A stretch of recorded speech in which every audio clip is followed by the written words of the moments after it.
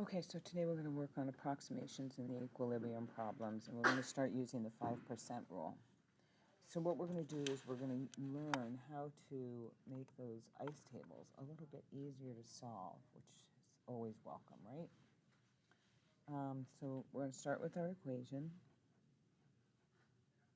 2H2S in gas, so hydrogen cyanide, and that's going to decompose into 2 hydrogens plus sulfur gas. The Kc here is going to be really low. It's going to be 1.67 times 10 to the minus 7. And we're going to run this reaction at 800 degrees Celsius. So when this happens, we're going to start with an initial vessel, like a rigid vessel of 0.5 liters. And that vessel will contain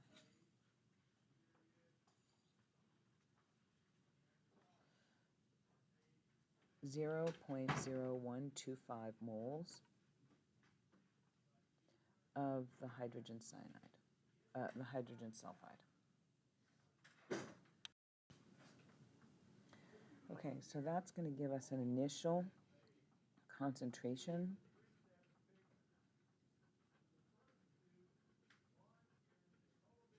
of 0.0125 divided by 0.500, which is going to give us an initial concentration of 250.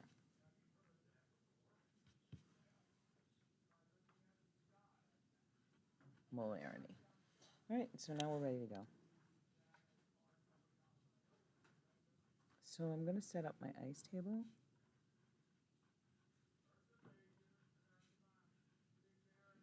And I'm going to put little 2's here so that I remember that my coefficient there is 2. So my initial concentration here, and I'm going to subtract 2x because my coefficient.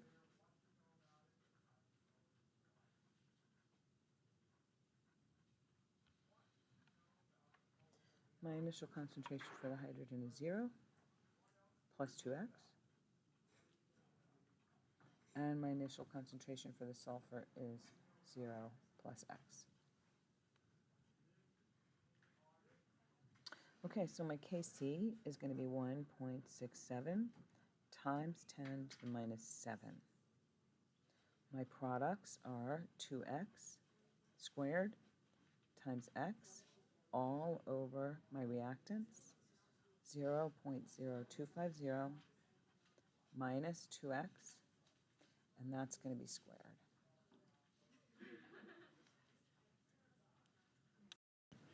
Okay, now that's going to be equal to 4x cubed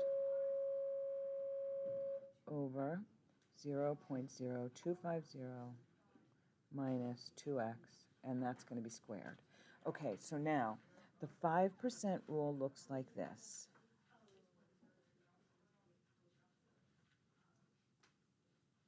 I'm going to solve for x as if it were very small,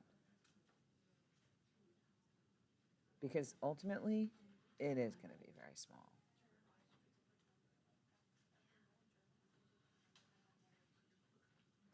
Then I'm going to plug it back in.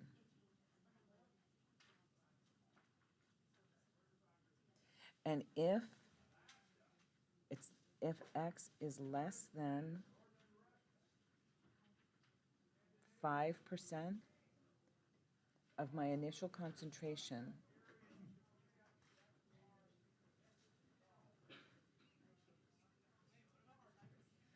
I can continue the problem.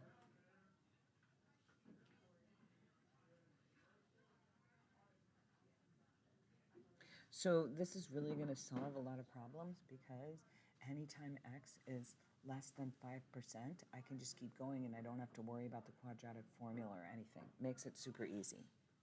So let's keep going.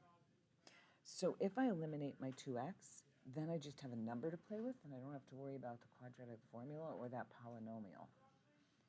So I get 1.67 times 10 to the minus 7 is equal to, and I get 4x cubed on the top, and then all I'm going to do is square my 0.0250.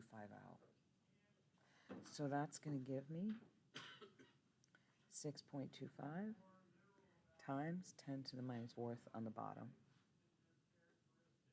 So solving for x, I end up getting x is equal to 2.97 times 10 to the minus 4th. So I'm going to multiply this 6.25 times 10 to the minus 4th times 1.67 times 10 to the minus 7th. I divide both of those by 4, and then I take the cube root, which is, by the way, x to the 1/3, 1.33. So now what I need to do is I need to run my 5% test. That's going to look like this. I'm going to take 2.97 times 10 to the negative 4, and I'm going to divide it by my original concentration, which is up here.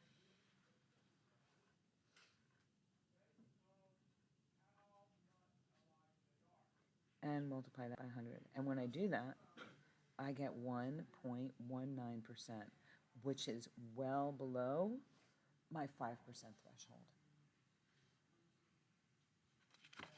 I'm not showing you anything. I apologize. There, look at that. A whole bunch of stuff just showed up. Okay, so this is my 5% test. Right, and so that's my initial concentration, so that's well below my 5% threshold. So that means that the 2.97 times 10 to the minus 4th, which we diagnosed as x, is acceptable. So now I can just run my concentrations. H2S is going to be 0.0250 minus 2 times 9.97 times 10 to the minus 4th, and that is going to be equal to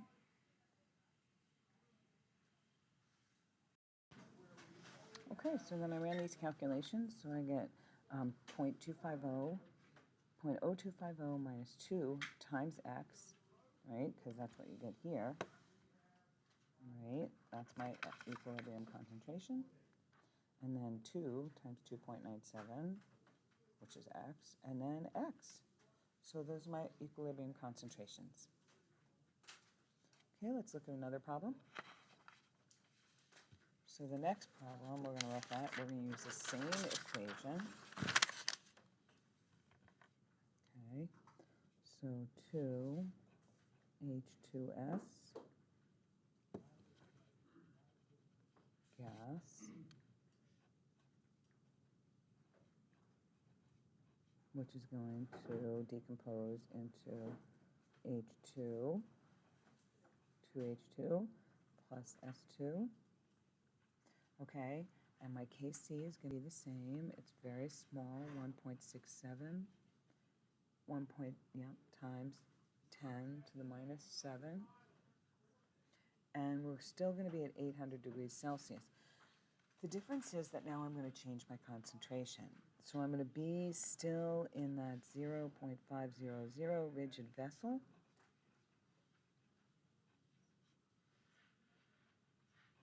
But I'm only going to have 1.25 times 10 to the minus 4th moles in that vessel. So of H2S. So now my starting concentration is going to be different. It's going to be 1.25 times 10 to the minus 4th moles over 0.500 liters, which comes out to 2.5, 0 times 10 to the minus 4th molarity. So that's pretty small. That's much smaller than the last one. So let's set up our ice table.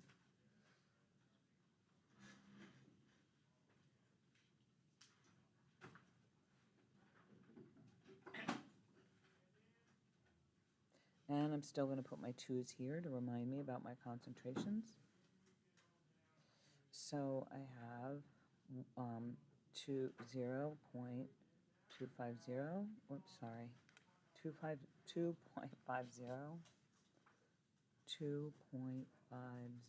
times 10 to the minus 4th, and then minus 2x, and 2.50 times 10 to the minus 4th minus 2x. Over here I have 0 plus 2x plus 2x. And over here I have 0 plus x plus x. So it looks pretty similar except for the starting concentration. So 1.67 times 10 to the minus 7, 2x squared, x, and then on the bottom we have 2.50 times 10 to the minus 4 minus 2x, and that's going to be squared. So I can do the same thing I did before, 1.67 times 10 to the minus 7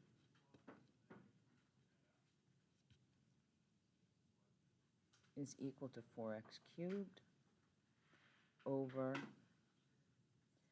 2.50 times 10 to the minus 4 minus 2x, and that's going to be squared. Okay, so now we're going to assume the 5% rule. So if I assume the 5% rule, then my 2x disappears. So I'm going to write assume 5%.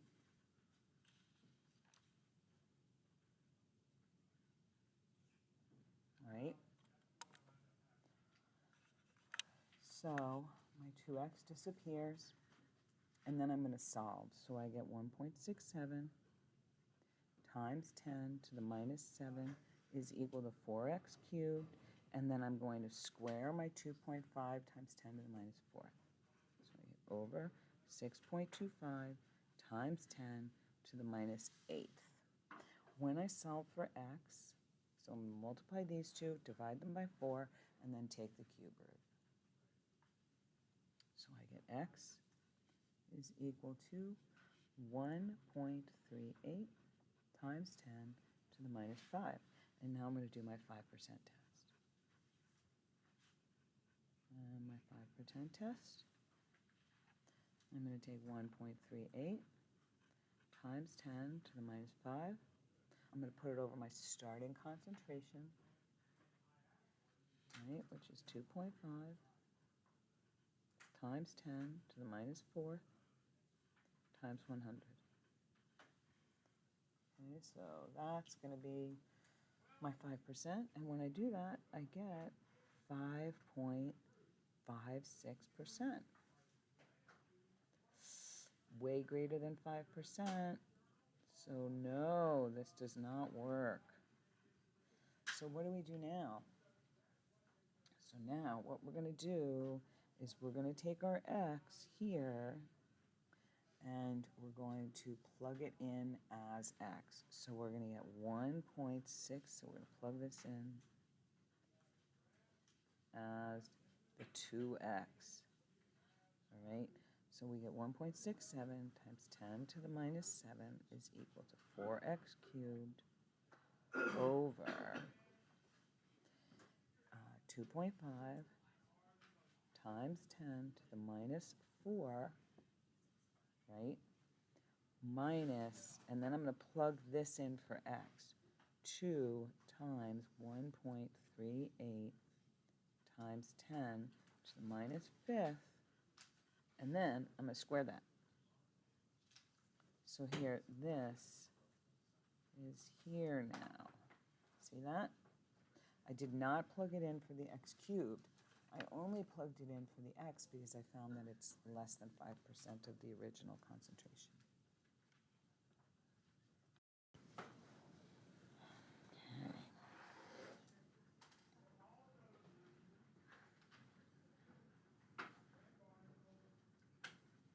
So we're going to solve for x.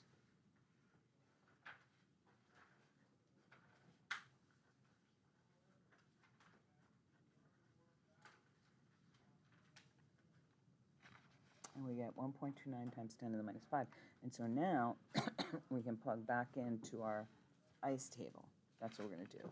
So now I can solve, because my concentration of H2S is going to be equal to 2.50 times 10 to the minus 4 minus 2 times 1.29 times 10 to the minus 5,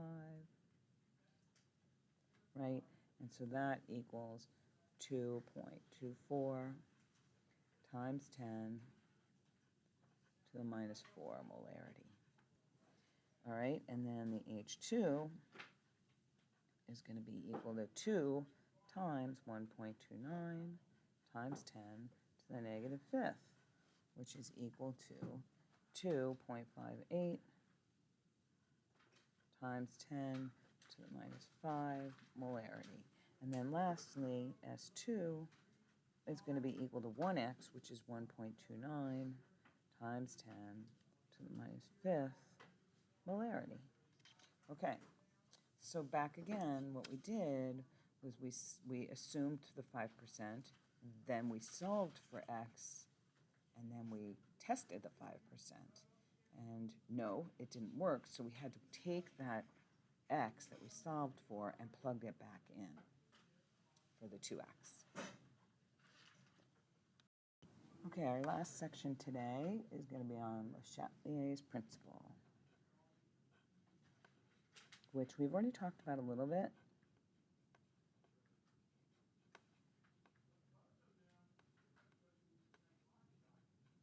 So Le Chatelier's principle is on a system under stress. So when a system at equilibrium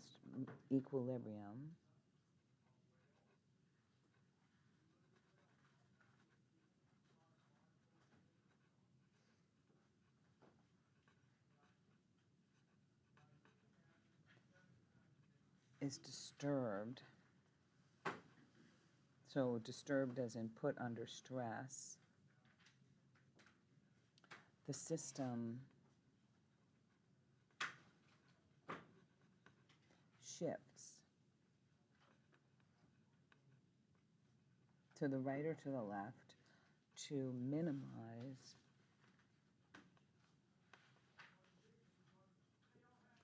the disturbance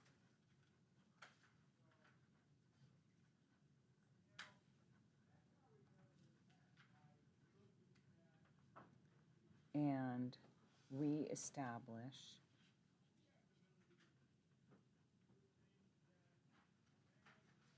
equilibrium.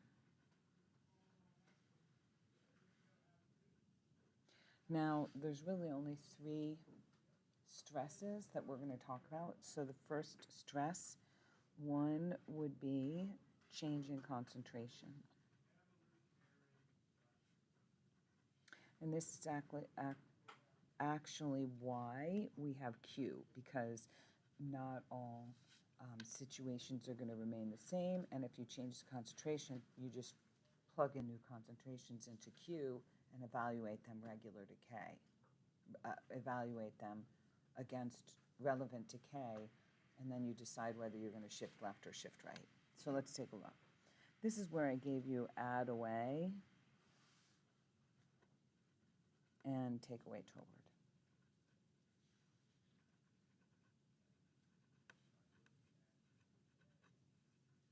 So the example that we're going to use is dinitrogen tetroxide, which is going to decompose into 2 nitrogen dioxides. Okay, and so if I add dinitrogen tetroxide, we're going to shift right. And so we can look at the KEQ here, which is going to be N2O4 over, oh, sorry, my mistake, dinitrogen tetroxide squared, sorry, NO2 squared over N2O4, right? So if I add dinitrogen tetroxide, that's going to lower the KEQ, and so I need to increase my products. So I'm going to shift right by doing that. I'm going to produce more products.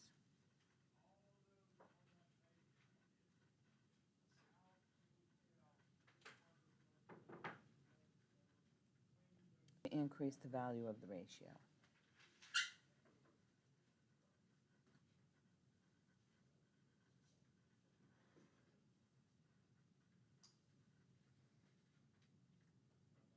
And likely, if I were to add nitrogen dioxide, that would, the Q would be too high, and I would need to shift left to produce more reactants to lower the ratio. Okay, number 2. So I'm going to produce a change in volume.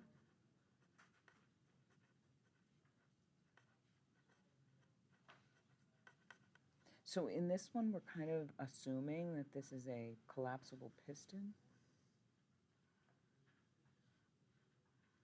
right? And so just like in PV equals nRT, if we increase the pressure here, so we increase the pressure,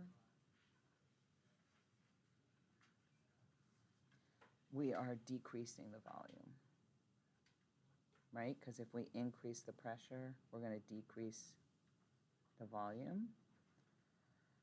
So a change in volume, it could also mean a change in pressure.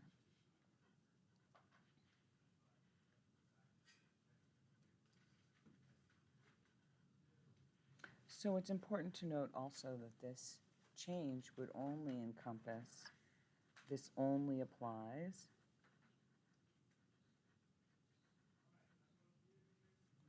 to gas reactions, all right? So first, if we have an increase, so the reaction, let's use, for example, the Haber reaction.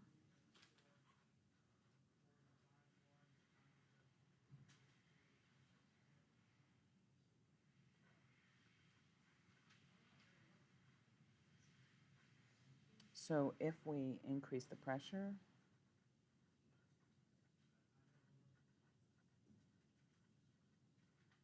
which in turn is going to decrease the volume,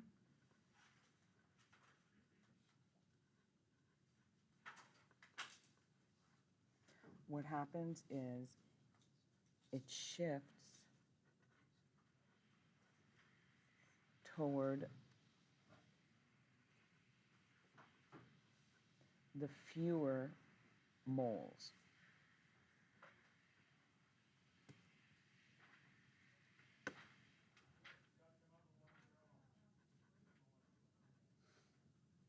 So in this case, that is to the right, right? So in this case, we have 1 and 3 is 4, or we have 2 here, so 4 to 2. So there's less room. So we're going to shift from 4 moles to 2 moles. If we decrease the pressure,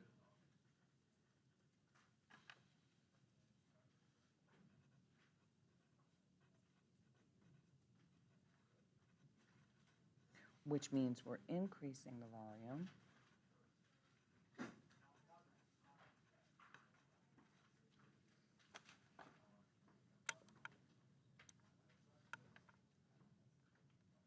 okay, then we're going to shift left. We're going to shift toward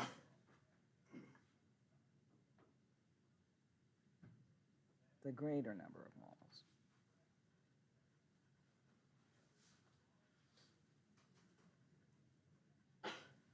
Because there's more room. So this would be a shift left. And that would be from 2 to 4. Now, what if there's the same number of moles? So, equal number of moles.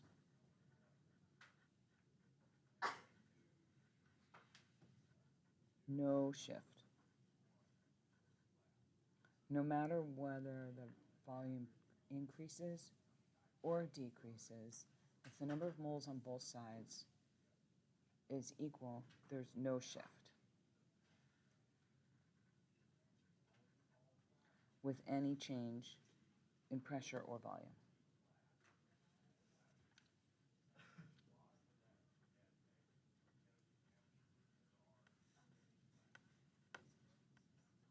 And the other one that you have to watch out for is what if you add an inert gas into the reaction?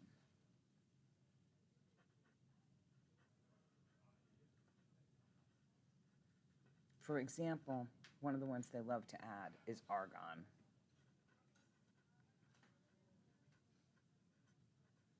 So, I don't know why, but argon is the one that, argon and neon, they love to add those.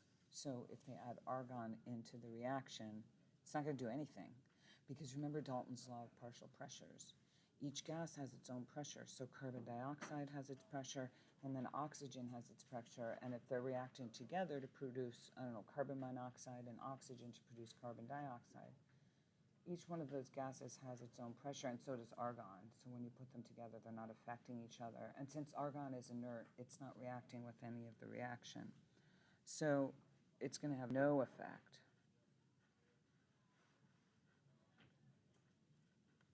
on the reaction because of Dalton's law of partial pressure.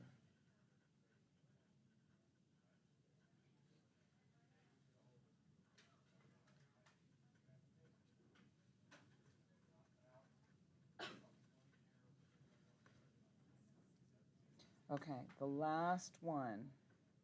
I know this has been a lot of notes, but the last one that we need to talk about, it's very short, is temperature.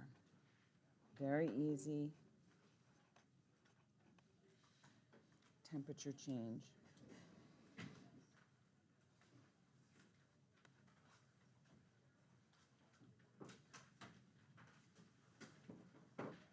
So if we look at reactions,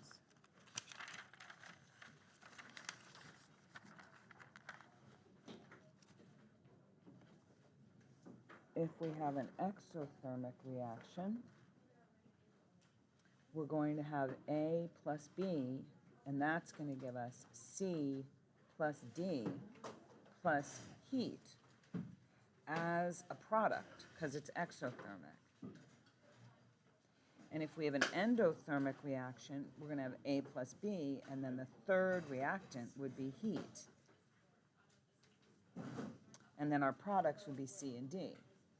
So if you think of heat as a reactant or a product, then you can think of the same rule as if you were thinking in rule number 1, add away, take away toward. So if I add heat into an exothermic reaction, I'm going to shift to the left. But if I take an exothermic reaction and I drop it into ice, I'm removing heat. So then I'm going to shift to the right, and I'm going to get more products. Oh, that's interesting, right? That is interesting. Okay, and if you have an endothermic reaction and you add heat, you're going to shift to the right. But if you have an endothermic reaction and you put it on ice, you're going to shift to the left, and that does make sense, because if you have a reaction that you need to put on the stove because it's endothermic, and you put it on ice, it's not going to cook, right? So that makes sense. Okay, so that's what you need to know for your homework tonight. I know it's a lot, but it's going to help.